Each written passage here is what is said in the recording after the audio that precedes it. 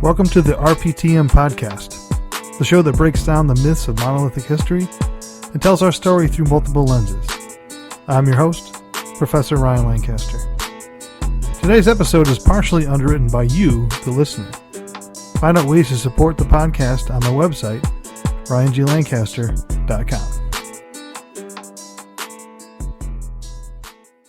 Episode 16, Greek Life, the Boston Tea Party, Thomas Paine, and the American Revolution. When I set up this podcast, I started with the mantra of breaking down the myths of monolithic history and tell our story through multiple lenses. I aim to do that every episode. But what does that mean? Lenses? Is that something taken literally? If you step back and think about lenses, they are essential parts of reading glasses and microscopes. Can't read the fine print? Grab your glasses to get that clarity. Need to look at a plant cell for your microbiology class? Change the lens on the microscope and have at it. Different tools are required depending on how in-depth you want to look and view things. This brings us to this episode. We start in on the American Revolution.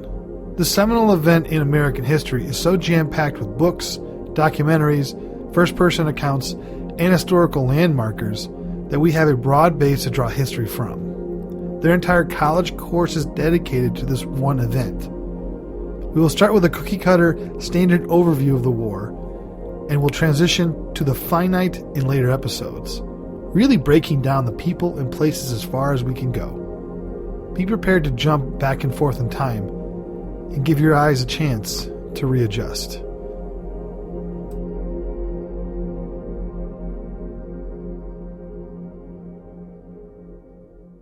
Greek life.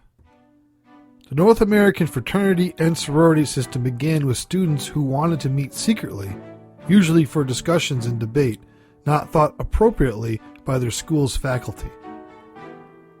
Before 1776, in what would become the United States of America, collegiate students' fraternal organizations that promoted scholarship, rhetoric, and ethical conduct existed only at Yale, the College of William and Mary, and the College of New Jersey. After that, literary societies came into existence at virtually all the colleges and universities in America.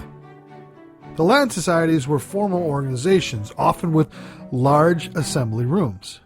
These organizations typically existed in pairs, two competing organizations on campus, and took roughly half the students as members. At some colleges, students would even be assigned to society by a lot.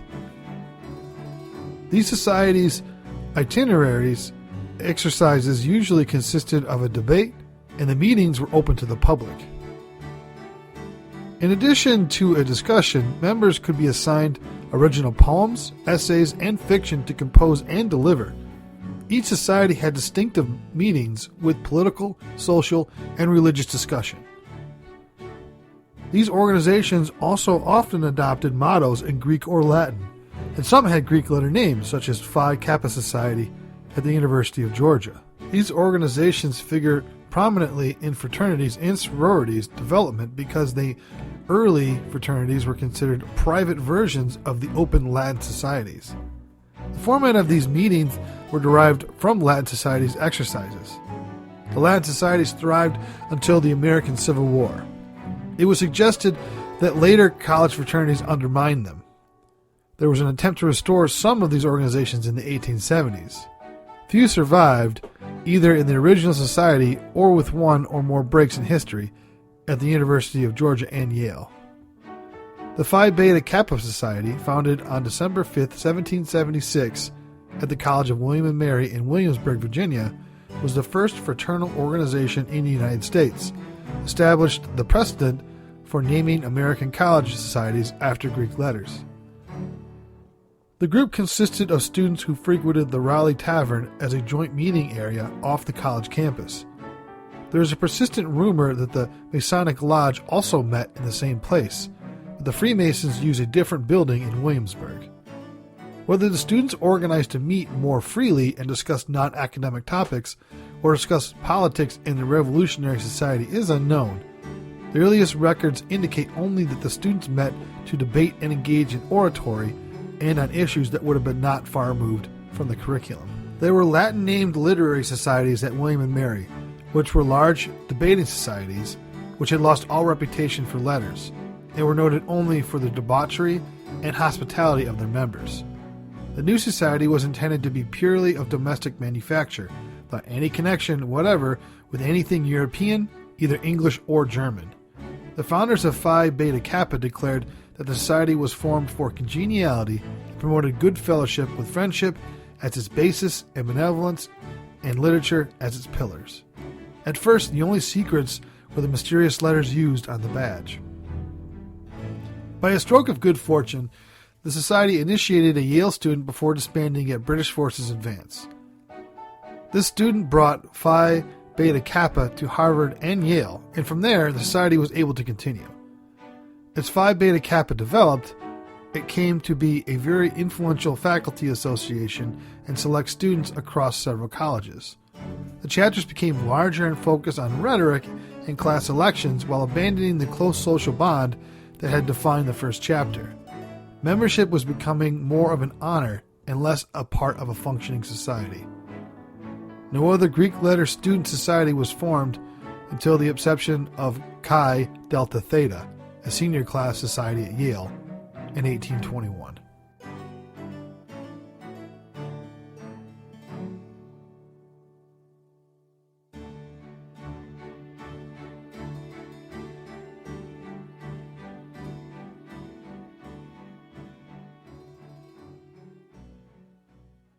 The Boston Tea Party. For years, Americans refused to buy British tea because it included a tax levied on tea drinkers. This thought repulsed colonists who didn't believe that they should be taxed without a representative sitting in the British Parliament to voice their concerns. Instead, Americans bought tea smuggled into the colonies. But in May 1773, Parliament gave the East India Company a tea monopoly in America that made British tea much cheaper than smuggled tea. The hatred had been brewing among the American colonists for months. On October 16, 1773, a group of Philadelphia patriots decided to tell the British Crown that it would mount a boycott of tea months before a similar Boston Act. The publication of a document from the meeting called Philadelphia Resolutions triggered public protest in Boston and Philadelphia. The claim that Parliament did tax America is, in other words, a claim of right to levy contributions on us at pleasure, the resolution said. The duty imposed by Parliament upon tea landed in America is a tax on the Americans, or levying contributions on them without their consent.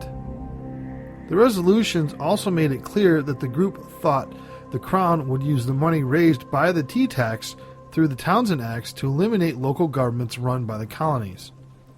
The group called on Americans to prevent a violent attack upon the liberties of America by stopping the unloading of tea shipments and any tea sales. 2 months later in Boston, 3 ships arrived with 342 chests of tea. In what became known as the Boston Tea Party, a party of men dressed as Native Americans dumped the tea chest contents into the Boston harbor after the governor, Thomas Hutchinson, refused colonist demands for the ships to be departed peacefully with their cargo unloaded.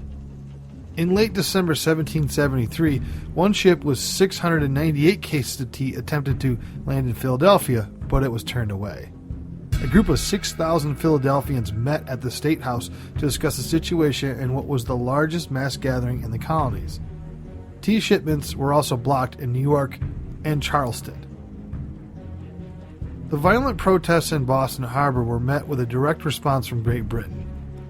In April 1774, the British Parliament passed the Coercive or Intolerable Acts, which punished Massachusetts for the Tea Party incident.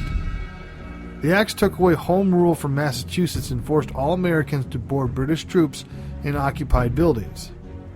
At the same time, Franklin wrote a public letter to London, under an assumed name, that made it clear how he felt about Parliament, who appeared to be no better acquainted with their history or constitution than they are with the inhabitants of the moon.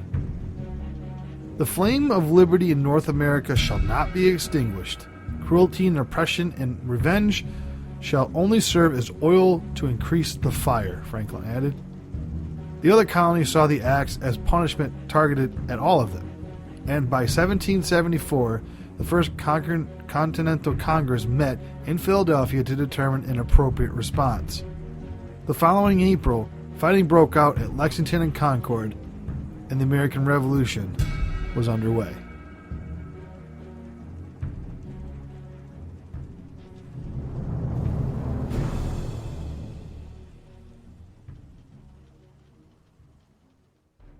Thomas Paine. Thomas Paine was an English-American writer and political pamphleteer whose common sense pamphlet and crisis papers were important influences on the American Revolution. Other works that contributed to his reputation as one of the greatest political propagandists in history were Rights of Man, a defense of the French Revolution and Republican principles, and The Age of Reason, an exposition of the place of religion in society. Paine was born of a Quaker father and an Anglican mother. His formal education was meager, just enough to enable him to master reading, writing, and arithmetic. At 13, he began work with his father as a corset maker, and then tried various other occupations unsuccessfully, finally becoming an excise officer. His duties were to hunt for smugglers and collect the excise taxes on liquor and tobacco.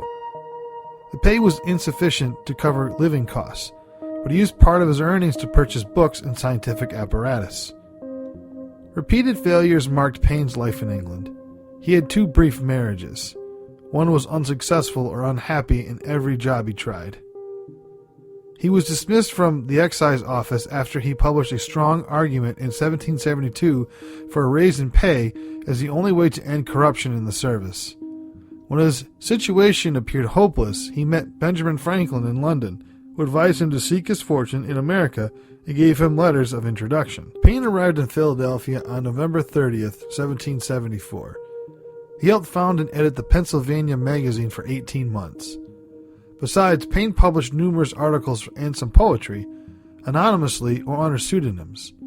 One such item was African Slavery in America, a scathing rebuke of the African slave trade, which he signed Justice and Humanity. Paine had arrived in America when the conflict between the colonists and England was reaching its height. After blood was spilled at the battles of Lexington and Concord, April 19, 1775, Paine argued that America's cause should not be just a revolt against taxation, but a demand for independence. He put his ideas into Common Sense, which came off the press on January 10, 1776. This 50-page pamphlet sold more than 500,000 copies within a few months. More than any other publication, Common Sense paved the way for the Declaration of Independence, unanimously ratified on July 4, 1776. During the war that followed, Paine served as a volunteer aide-de-camp to General Nathanael Greene. His significant contribution to the Patriot cause was the 16 crisis papers issued between 1776 and 1783, each signed Common Sense. The American Crisis, the number 1, published on December 19, 1776, when George Washington's army was on the verge of disintegration, so moved Washington that he ordered it read by all his troops at Valley Forge. Its opening is among the most stirring passages in the literature of the American Revolution. These are the times that try men's souls. The summer soldier and the sunshine patriot will, in this crisis, shrink from the service of his country. And he that stands it now deserves the love and thanks of all man and woman. Tyranny, like hell, is not easily conquered, yet we have this consolation with us, that the harder the conflict, the more glorious the triumph. What we obtain too cheap, we esteem too lightly. It is dearness only that gives everything its value. Heaven knows how to put a proper price upon its goods, and it would be strange indeed if so celestial an article as freedom should not be highly rated.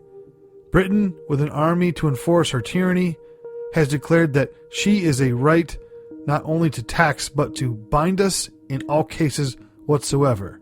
And if being bound in that manner is not slavery, then there is not such a thing as slavery upon earth. Even the expression is impetus, for so unlimited a power can belong only to God.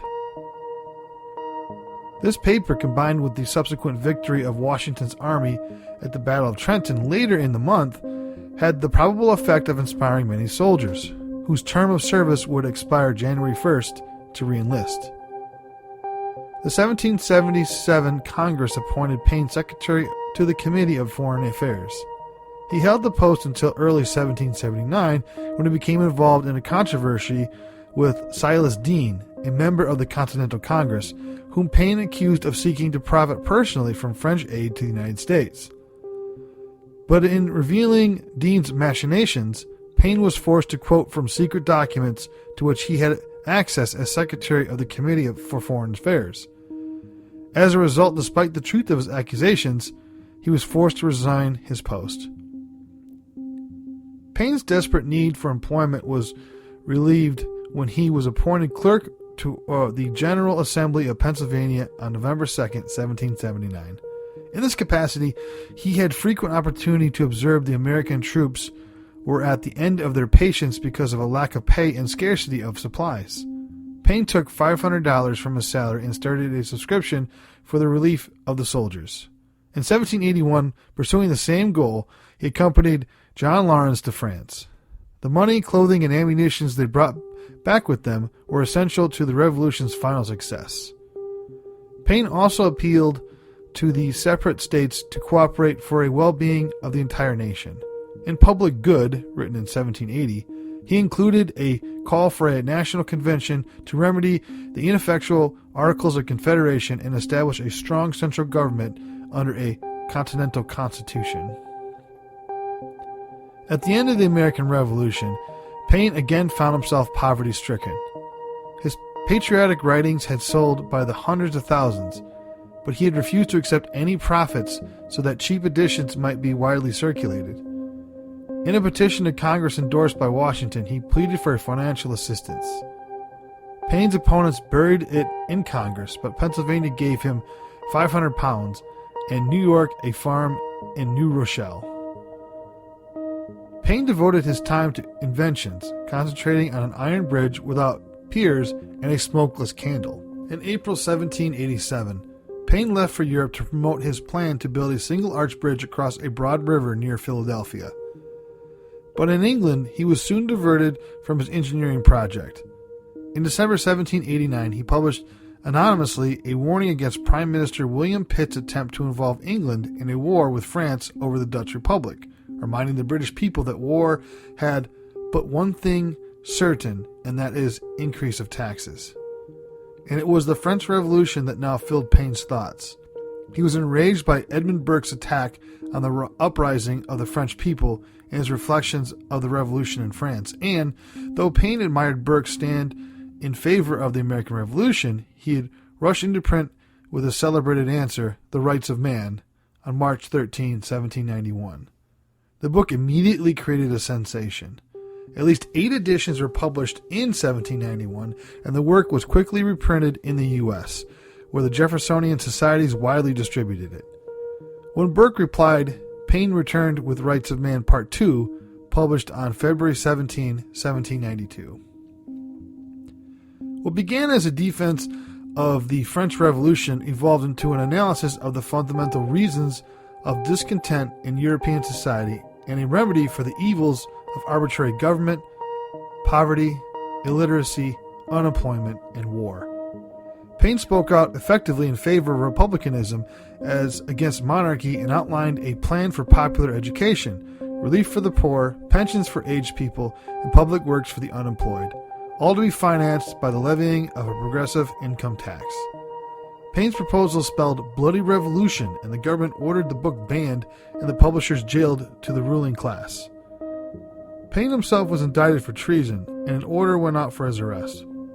But when he was en route to France, having been elected to a seat in the National Convention before the demand of his arrest could be delivered, Paine was tried in absentia, found guilty of seditious libel, declared an outlaw, and the Rights of Man was ordered permanently suppressed. The first year that he spent in France formed a curious episode in his life. He was enthusiastically received, but because he knew little French, translation of his speeches had to be read for him.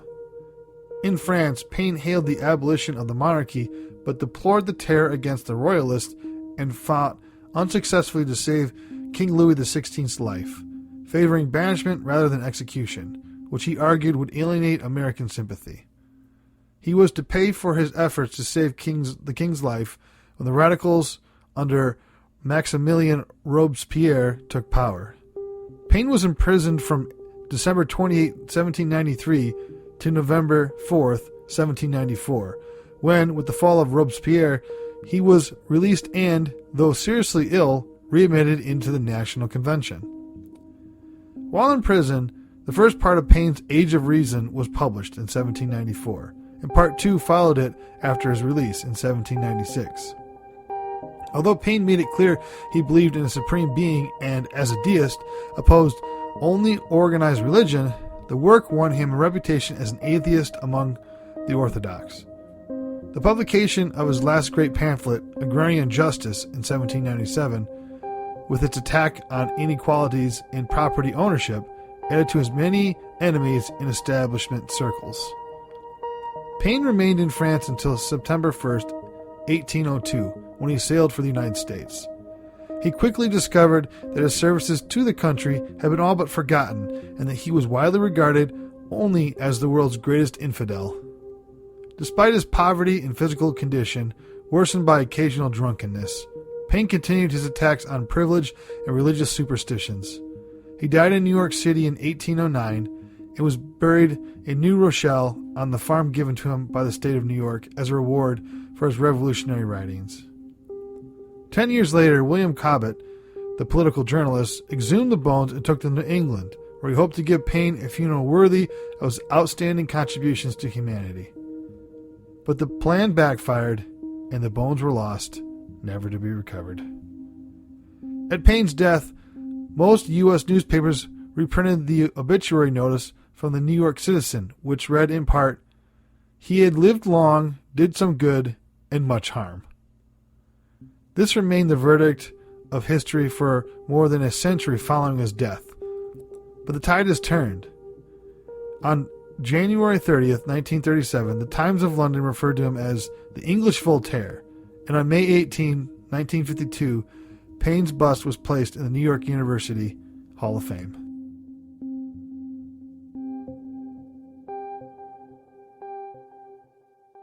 The Revolutionary War.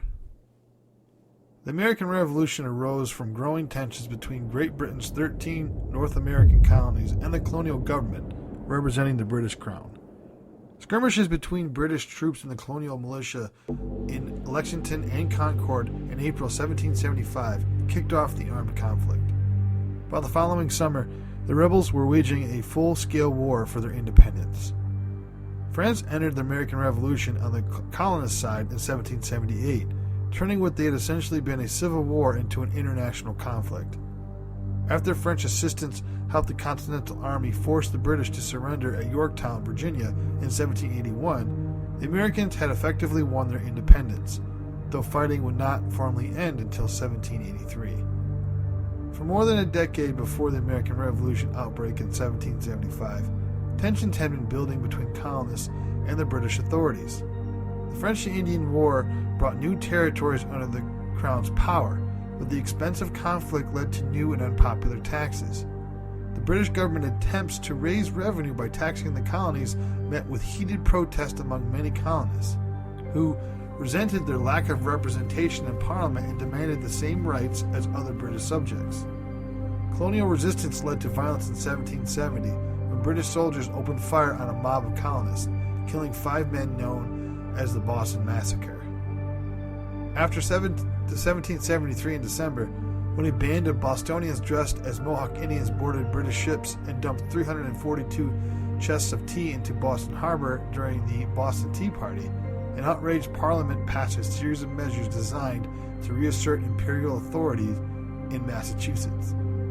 In response, a group of colonial delegates, including George Washington of Virginia, John and Samuel Adams of Massachusetts, Patrick Henry of Virginia, and John Jay of New York, met in Philadelphia in September 74 and to voice their grievances against the British Crown. This First Continental Congress did go so as far as to demand independence from Britain. Still, it denounced taxation without representation and the maintenance of the British Army in the colonies without their consent. It issued a declaration of the rights due to every citizen, including life, liberty, property, assembly, and trial by jury. The Continental Congress voted to meet again in May 1775 to consider further action, but violence had already broken out by that time. On April 18, 1775, hundreds of British troops marched from Boston to nearby Concord, Massachusetts to seize and arms cache. Paul Revere and other riders sounded the alarm, and colonial militiamen began mobilizing to intercept the redcoats. On April 19, local militiamen clashed with British soldiers in the Battle of Lexington and Concord in Massachusetts, marking the shot heard round the world that signified the Revolutionary War. With the Second Continental Congress convened in Philadelphia, delegates included new additions Benjamin Franklin and Thomas Jefferson, voted to form a Continental Army, with Washington as its commander-in-chief. On June 17, in the Revolution's first major battle, colonial forces inflicted heavy casualties on General William Howe's British regiment at Breed's Hill in Boston. The engagement, known as the Battle of Bunker Hill, ended in a British victory, but lent encouragement to the revolutionary cause. Throughout that fall and winter, Washington's forces struggled to keep the British in Boston. Still, artillery captured at Fort Ticonderoga in New York helped shift the balance of that struggle in late winter. The British evacuated the city in March 1776, with Howe and his men retreating to Canada to prepare for a major invasion of New York. By June 1776, with the Revolutionary War in full swing, a growing majority of the colonists had come to favor independence from Britain. On July 4, the Continental Congress voted to adopt the Declaration of Independence, drafted by a 5-person committee including Franklin and John Adams, but written mainly by Jefferson. That same month, determined to crush the rebellion, British government sent a large fleet and more than 34,000 troops to New York. In August, Howe's redcoats routed the Continental Army on Long Island. Washington was forced to evacuate his troops from New York City by September. Pushed across the Delaware River, Washington fought back with a surprise attack in Trenton, New Jersey on Christmas night. It won another victory at Princeton to revive the rebels' flagging hopes before making winter quarters at Morristown. British strategy in 1777 involved two main prongs of attack aimed at separating New England, where the rebellion enjoyed the most popular support, from the other colonies. To that end, General John Burgoyne's army marched south from Canada towards a planned meeting with Howe's forces on the Hudson River. Burgoyne's men dealt a devastating loss to the Americans in July by retaking Fort Ticonderoga. Howe decided to move his troops southward from New York to confront Washington's men near Chesapeake Bay. The British defeated the Americans at Brandywine Creek, Pennsylvania on September 11th and entered Philadelphia on September 25th.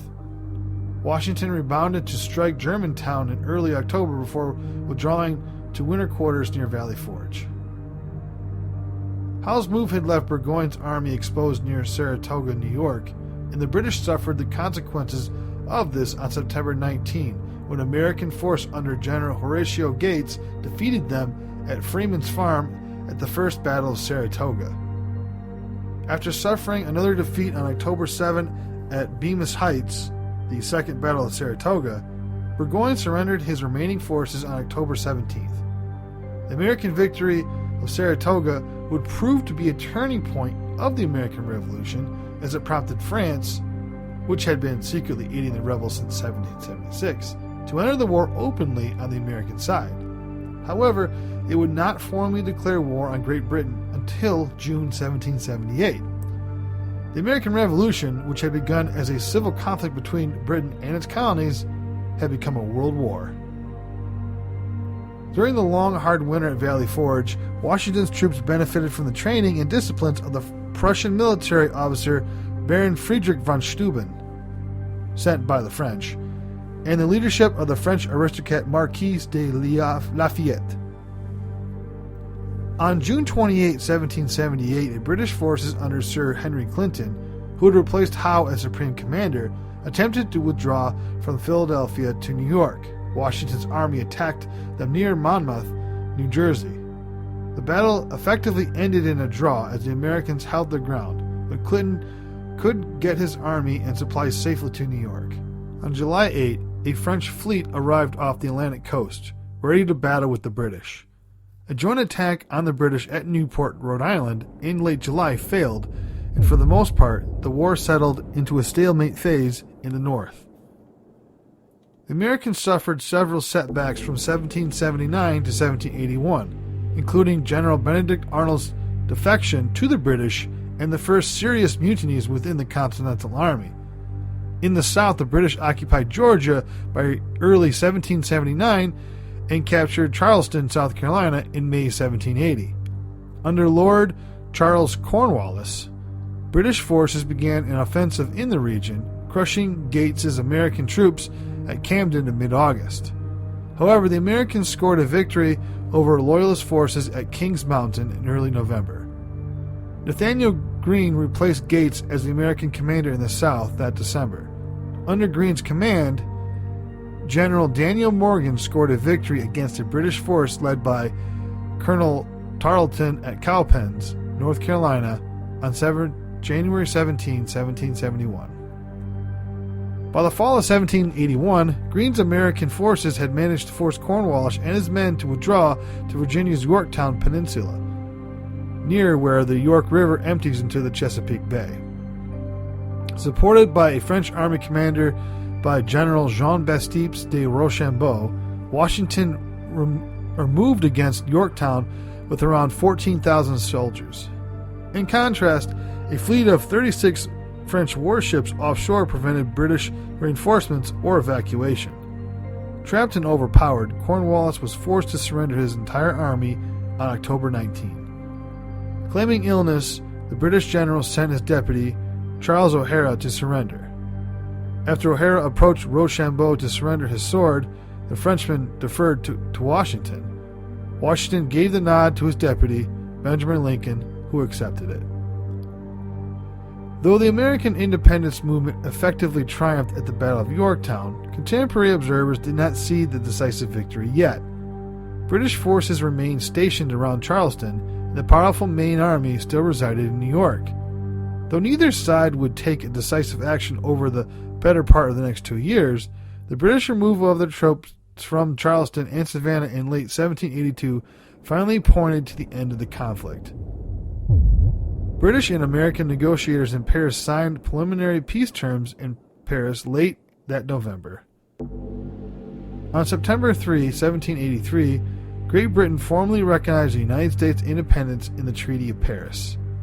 At the same time, Britain signed separate peace treaties with France and Spain, which had entered the conflict in 1779, bringing the American Revolution to close after 8 years.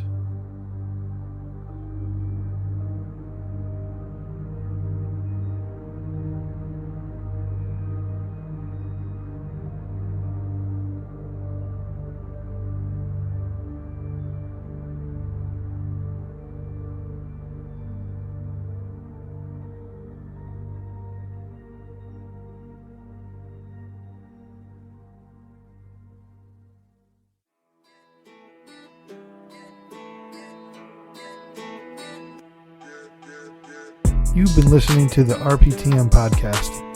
If you like what you hear, please rate us on whatever platform you're listening on. Join us again next week when we talk about the seen and unseen of U.S. history. Make sure you subscribe to the podcast so you never miss an episode. Also, for more information, check out the show notes on my website. The show was produced by me. Our editor is me. Written and researched by me.